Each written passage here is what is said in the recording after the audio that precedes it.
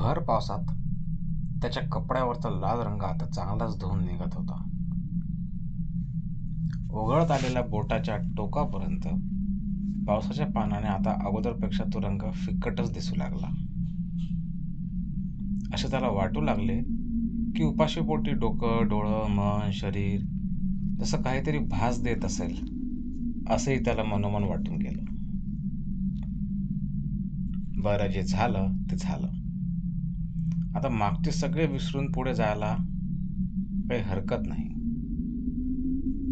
पाठीमागे वळत कुणीही त्याचा माग तर काढत येत नाही ना, याचीही खात्री त्याने आता पुन्हा करून घेतली. हातातली कुऱ्हाड आता बाजूच्या वाहत असलेल्या नाल्यात फेकून द्यायचा विचार त्याने केला. मात्र एखादं जंगली जनावर अचानक समोर आलं तर, या विचाराने त्याने हातातल्या कुऱ्हाडीची पकड अजूनच घट्ट केली. कोणत्याही जीवाला, मग तो त्याच्यासारखा हाडामासाचा असो किंवा जंगलातला एखादा उपाशी जनावर असो, आता त्याला त्याची चिंता कमी आणि स्वतःच्या जीवाची काळजी अधिक होती. कुठेतरी आता आश्रय घ्यावा, 4-2 महिने निदान चुपचाप राहायला जागा मिळावी, अशा अंदाजाने त्याने गाव सोडून जंगलाच्या दिशेने आता वाट धरलीच होती. मध्येच पावसाचा जोर वाढत चालला होता. वाऱ्याची दिशा बदलत जात होती, त्यामुळे झाडावरच्या पानांची सळसळ देखील चित्रविचित्र आवाज करत होती. खाली ओल्या झालेल्या जमिनीत त्याची पावलं अलगद धसत होतीच, मात्र पाहिली तशी जागा, ठिकाण, निवारा त्याला गवसाला अजून जंगलातून बराच वेळ चालणं भाग होतं.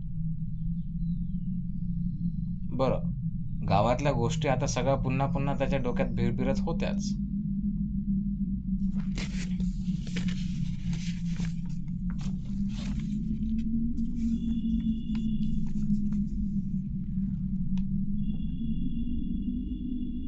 मात्र आता अचानक कसं सगळं होत्याचं नव्हतं करून बसतो तेव्हा काय होतं, असं त्याला मनोमन वाटू लागलं.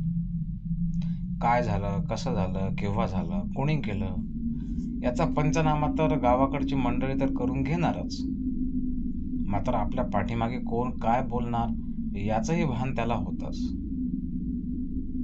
असा विचार करता करता त्याने डाव्या हातातली कुऱ्हाड उजव्या हातात घेतली आणि रागाने झाडाच्या एका खोडावरती मारली. हा वार इतका भयानक होता की त्यातून निघालेला आवाज ऐकून त्याला खूपच मजा आली. का, ते त्याचं त्यालाच माहिती. लोखंडाच्या धारीने झाडाच्या खोडाचा एका क्षणात तुकडा पडल्याचा आवाज,